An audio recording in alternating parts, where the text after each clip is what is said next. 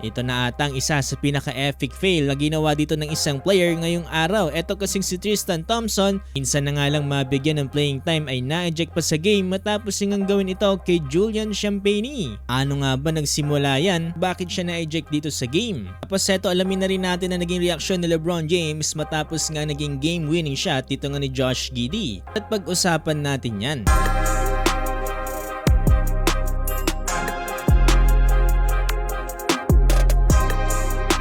Ito, dito sa naging laban ng San Antonio Spurs kontra nga dito sa Cleveland Cavaliers under 10-minute mark. Amang ng isang puntos dito ang Cavs, 89-88. At sa loob ng game, eto si Tristan Thompson na mayroong hindi inaasahang pangyayari dito nga sa ginawa niya. Ito kasi yung sinusubukan niyang kumuha ng rebound dito ay hindi naman inaasahan na tinamaan itong si Julian Champagnie ng siko niya dito sa batok. Normal lang naman ang ginagawa dito ni Julian Champagnie at nagba-backs out nga lang siya dito nga para kay Tristan Thompson. At wala naman akong masamang nakita dyan. Pero itong si Tristan Thompson ay parang nga bang ginulangan itong si Julian Champagnie at ginamitan na nga ng ipinagbabawal na siko. Kaya naman matapos ng review dyan ng mga official, etong si Tristan Thompson ay tinawagan nga dito ng flagrant foul type 2. Dahil nga flagrant foul type 2 yan, ay na-eject dito sa game etong si Tristan Thompson. Big fail mga boss, no? Ayon pa dito sa comment section, minsan na nga lang daw magkaroon ng playing time etong si Tristan Thompson ay na-eject pa nga daw siya dito sa game. Mga nagsasabi naman na intended man daw to o hindi, dapat nga daw hindi tinawagan to ng flagrant foul type 2. Yung umabot nga daw sa flagrant foul type 2 ay medyo sobra na nga daw yun. Pero sa palagay ko kaya flagrant foul type 2 to dahil batok yung tinamaan dahil napakadelikadong part yan ng katawan.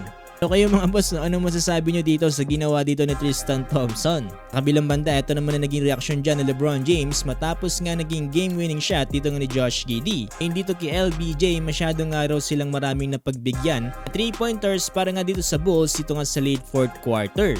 Tapos nagkaroon nga rin daw siya dito ng mga turnovers sa sarili niya. Nagkaroon nga rin daw sila dito ng mga miscommunication. Nubukan naman daw nilang gawin lahat para manalo dito sa laban, lalong-lalo na nga daw yung big bucket ni Austin Reeves. Ang kaso nga lang ay nagkaroon naman daw ito ng game-winning shot itong si Josh Giddey.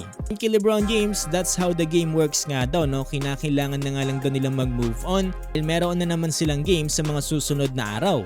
Gave up a lot of threes in the fourth quarter, but still put ourselves in position to win. Horrible turnover by myself, bad miscommunication play before that, and AR still hit a big bucket, try to save us, and then tip your hat if someone makes a game winner from half court. Tapos nga pala laban na to sa final score na 119-117 at nanguna nga dito para sa Bulls atong si Kobe White with 26 points. Sinusundan ni Josh Giddey with 25 points. Para naman dito sa Los Angeles Lakers, 30 points per Austin Reeves, 25 points per Luka Doncic, 19 points per Jackson Hayes at 17 points naman for LeBron James. Sa totoo niyan, pa-crucial ang laban dito nga sa NBA regular season ay nasa 10 games less na lamang yung mga natitirang laban. Magiging malaking epekto nga yan dahil dyan natin malalaman sino-sino nga ba yung mga malalaglag dito nga papunta sa play-in. So far, safe pa ngayon ang Los Angeles Lakers dahil nasa ika-4 na pwesto pa sila dito sa Western Conference standing. It's too early to celebrate dahil marami pang games na natitira at hindi natin alam kung ano pang pwedeng mangyari.